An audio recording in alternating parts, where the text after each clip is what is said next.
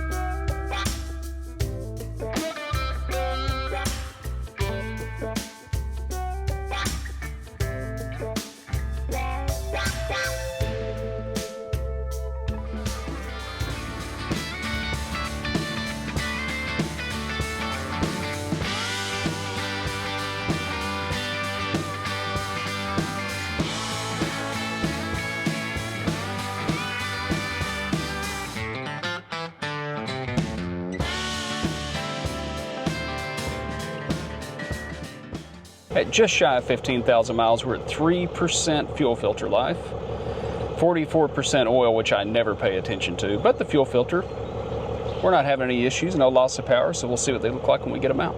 We're gonna do a little maintenance work on the Ram today, and we've had this thing right at 6 months and 15,000 miles, so I owe you guys a little bit of a truck update and a truck review, so we're gonna do some work today. But before I have to explain what all these strange noises are around me, I've got my helpers Arliss, who is going to drive me nuts, wanting me to throw that ball, along with Eris and Charlie. And we got cows in the background. We're on the farm. There's going to be some noise, but hopefully between 12 paws and 2 hands, we can get all this done today. This is our 2024 Ram 3500.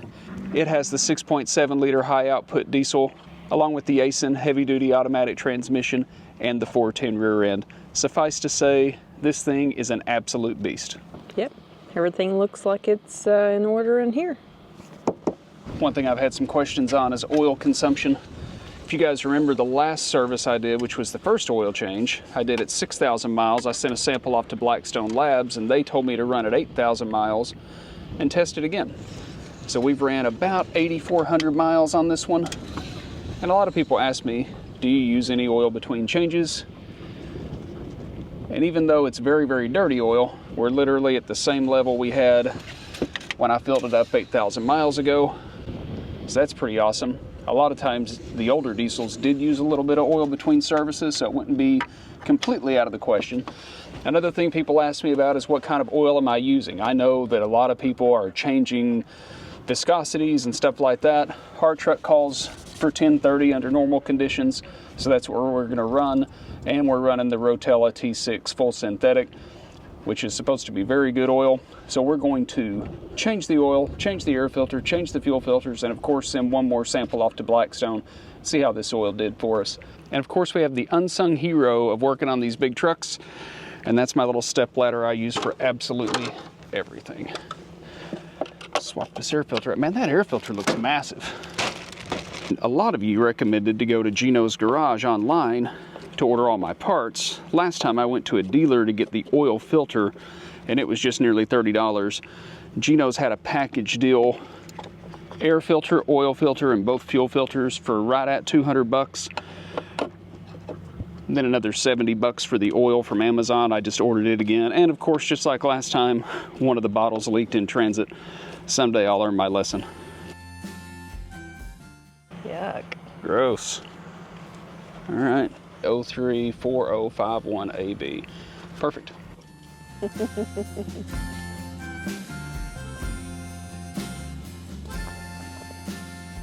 Our previous truck was a 2022 Ford F350 with the 7.3 Godzilla gas motor and a 373 rear end. Now that was a great truck.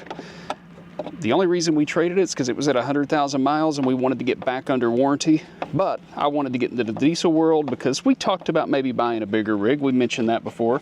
And I wanted to make sure that I had the maximum towing capability. So that's what I bought. This is my first Ram. Honestly, I got this truck because it was such a better deal than what I could get on a Ford, which is what I was partial to prior to this. So I wanted to take just a second and compare the two. There's not a lot of comparison, diesel versus gas. They're two totally different animals. Obviously, this truck has a lot more power, gets better fuel economy while towing. And with the 8-foot bed, I can store a lot more stuff. I don't have to run a sliding hitch, and it rides quite a bit better than my Ford did. I didn't need to remove any of my sensors, but this boot was necessary. As much as I love my Ford, the one thing I really miss is my touch keypad. I used to love going to the lake and just hitting the 2 bottom buttons and locking my keys in the truck. You might think, well, Ram has a phone app that you can lock and unlock your truck with, which is true, but it will not let you lock the keys in the truck. So I really miss that. One thing that was a lot better in the Ford, both of my trucks have the camera up on the top of the cab so you can see how you're hooking up to your fifth wheel. My Ford was great, though the lines weren't always on. I ended up doing it more by feel than anything. This upper camera is trashed. So I'm basically just lining up the center headrest in the back seat with the PIN box and using that as a guide. It's working out just fine. Just a couple of little things. I'm not overly impressed with the Uconnect CarPlay system.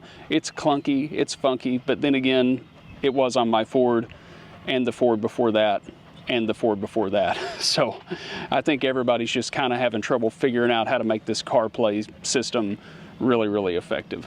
15,000 miles. We probably put 5,000 or 6,000 miles towing on it. Overall, we love this truck so far. A little note on fuel economy because I get a lot of questions about it. If we're running around empty, we get about 17 miles per gallon. That may sound a little bit low, but we do have a 410 rear end. This thing runs at a higher RPM. It's more of a tow pig than a fuel economy truck. And when you buy something like this, I think that's about the point where you stop caring or obsessing over fuel economy. Towing, we're averaging about 10.5 miles per gallon. That will move up or down a little bit depending on the trip, but it's about a 10.5 mpg average. We did a video after we bought it with all the things we put onto the truck to outfit it, and so far all of our accessories are doing very well. Our cheapo tonneau cover from realtruck.com is watertight. It does exactly what it's supposed to do. Our mud flaps are doing great. Our rough country seat covers are awesome. I wouldn't recommend anything else. We have had one accessory that has not done very well, and that's these running boards we ordered from realtruck.com. Now, these were very cheap running boards. You guys know I'm a cheapo. I think these were just a little over $200, and after about 6 weeks, it started peeling off right here and kind of got to looking nasty. I cut it, did it on both sides. I was really disappointed in it. I guess if you peel this on back, you could live with the metal, but I just don't think it's that clean of a look. But I did reach out to Realtruck, sent them a few pictures, and they sent me a brand new set of running boards. So the good news is it's not going to cost me anything. The bad news is I got to put running boards on again.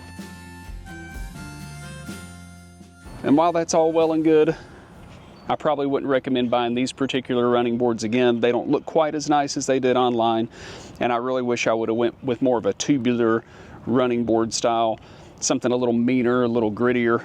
But if these keep doing what they're doing, maybe eventually I'll bite the bullet and do something with it. I had ridden around in Rams, and I'm talking old Rams, and used to they weren't very nice on the inside, and they weren't very quiet. This thing is incredibly quiet in the cabin. Even with the diesel engine, I don't think it's any louder than my blue truck was. I feel like the fit and finish is very good with the truck. Everything's kind of aesthetically pleasing. You have plug-ins and things where you need them to be. I love the huge center console. I've had to put this thing in four-wheel drive more in the 6 months I've had it than I ever did my blue truck. Now, we didn't have a big heavy diesel engine up front, and I know with the dualies you displace more weight, so you don't have quite as much weight per tire in the back end. You're not helping. But they kind of give you just a really basic highway tread, and as soon as you get into any kind of mud or slop or wet grass, they don't clean out very well. They just kind of get gummy and chewy and they're done. Totally worthless on anything except for pavement or some kind of hard pack. But again, I'm very cheap, so I'm committed to making these tires work until they're wore out, and then I'm going to put something a little bit more aggressive on there. I've already got some ideas. I love the Michelins in the past. but I've seen some other things that have kind of piqued my curiosity, so we'll see what happens when tire time comes. At 15,000 miles, these things still look great. They've never been rotated. The front tires are starting to cup just a little bit. No road noise yet.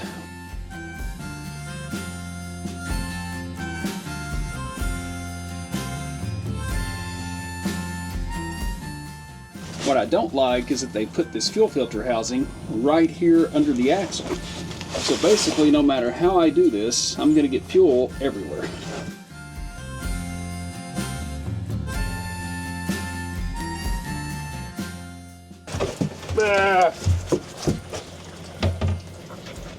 Take a diesel bath.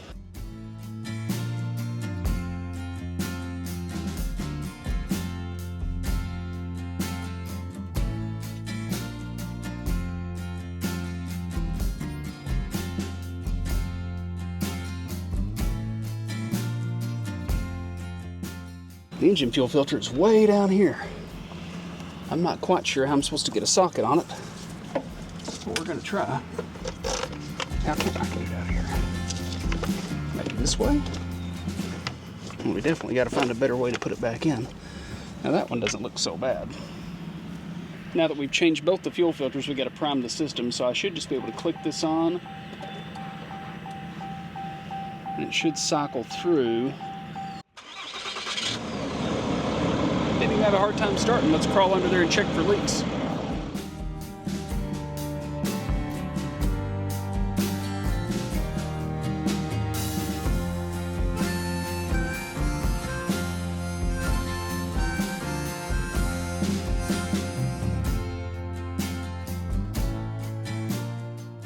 Another oil sample off to Blackstone. We'll see what they say after 8,400 miles. Maybe we can go a little farther. Maybe we went too far. But we're going to let the science decide.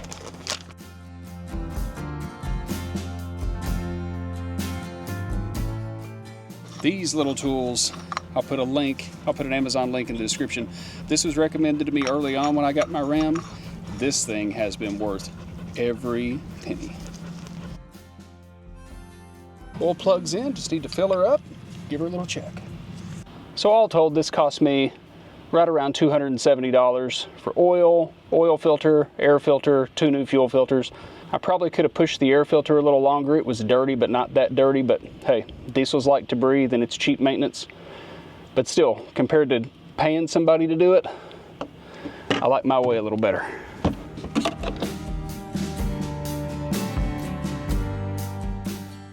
This is me not buying anything until after the shower. I knew that statement was bogus when you made it. I ran out of room and I had to get another one. Minus the crazy wind, we missed the bad storms that a lot of people are dealing with, but we are getting some remnants from the wildfires over in Oklahoma. Yeah, it's really smoky today. And as you can imagine, all the dust. Cody's freaking out about. Well, considering I washed the truck and cleaned it up by hand, what, 3 days ago? Yeah, it's kind of annoying. And look at the trailer. Somebody to remain nameless wiped their hands all over it.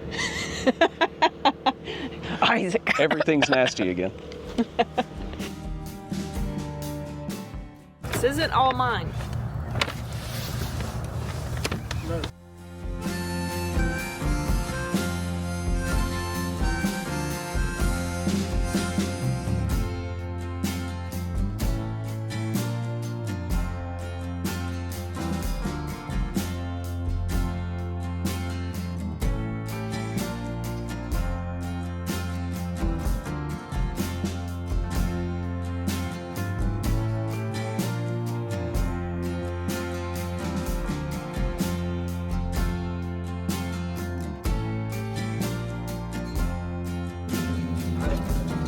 This thing actually holds a lot of pellets.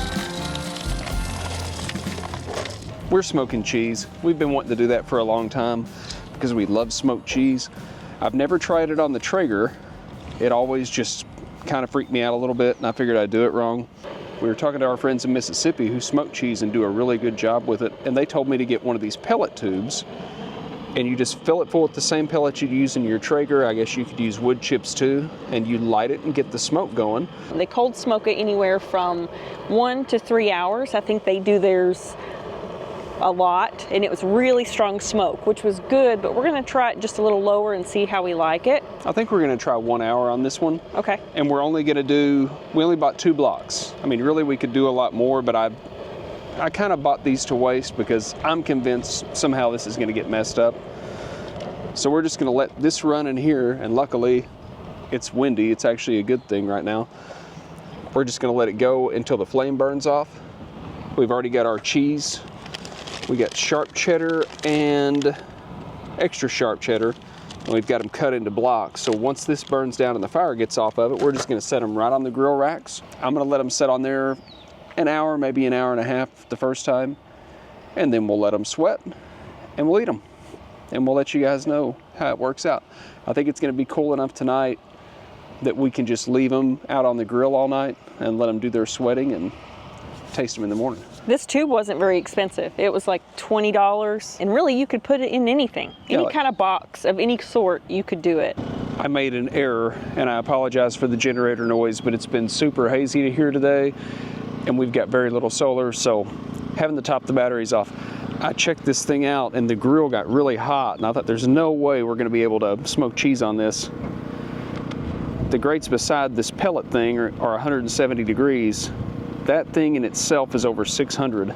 Suffice to say, the cheese is gonna melt quickly. So I'm gonna grab my trusty channel locks. So I'm just gonna try to do this really quick. So I think I'm gonna try that, and we'll see if we can get the surface temperature of this grill down far enough to set cheese on it without melting it. We're not registering any temp here where it was over 300 degrees earlier. And look at all that smoke. Let's check the surface temp. So if we look right here, That's where it was sitting. so this is 150, so that's still too hot. That's 97, we're getting better. 70. We may just melt 2 blocks of cheese and realize that we completely wasted our money. And ruin your grill.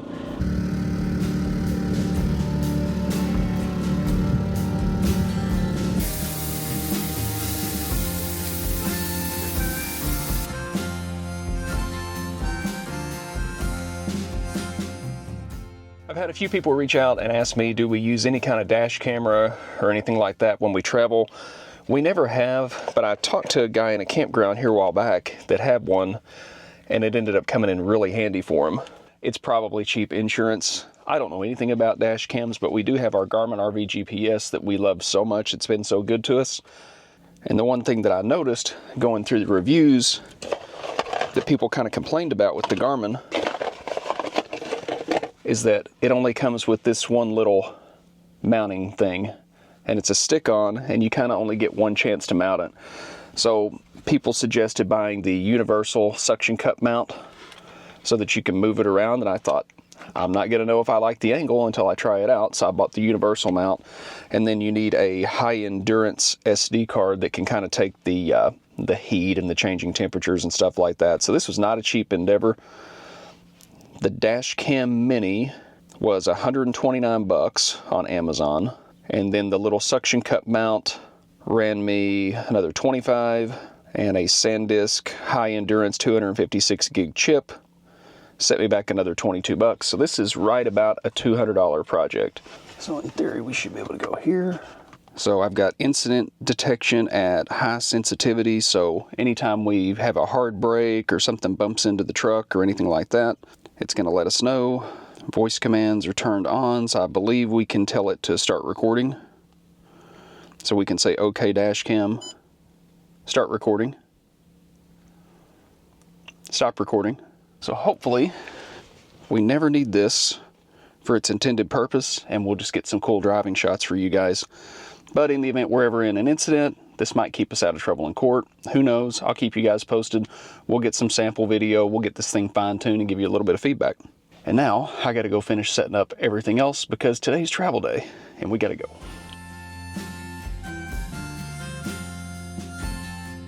It's always hard to say goodbye to our friends and family and kiddos, but it's time to go hit the road.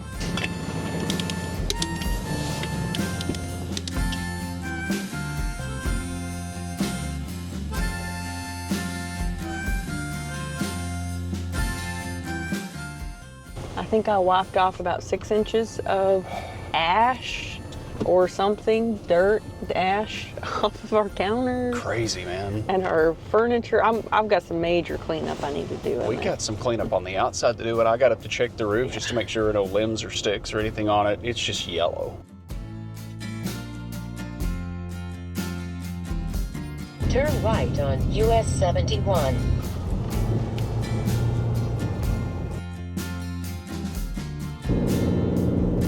That's where we just love this engine brake. Orange or white? Give me the white. Stuff came out so good. Guess what we had for breakfast? This was great. So I'm glad that our friends challenged us to quit overthinking it and just to do it. So now we have a plan of how to do it next time. Maybe freeze some. I'm excited. Yeah. We're gonna have to get a back sealer and freeze some of this stuff. This is so good. So good. Okay. Enough about the cheese. We have a week coming up. It's gonna be crazy. We're gonna travel completely different than we ever travel. We normally stay everywhere a week, and we move on the weekends because of my work schedule. We found something that we just have to do, something I've been wanting to do for a long time. We finally had a chance to do it, and we were close enough to make it happen. We really don't have time in our schedule. We had everything kind of booked out. So Angela worked her planning magic, but it's going to make us travel during the week, a couple of different nights, to go way out of our way to do something that I really, really want to do. So make sure you hit the subscribe button. We got all this maintenance work done on the truck. We're geared up. We're ready to hit it hard until baby time. Thanks for joining us. We'll catch you next time. And of course, we have the Ungsung Ram full service kit. This is the wrong screwdriver.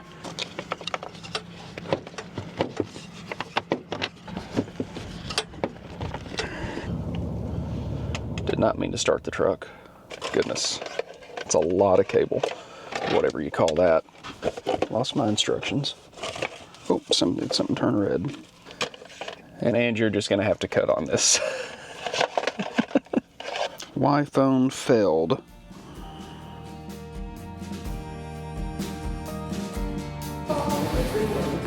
Try to get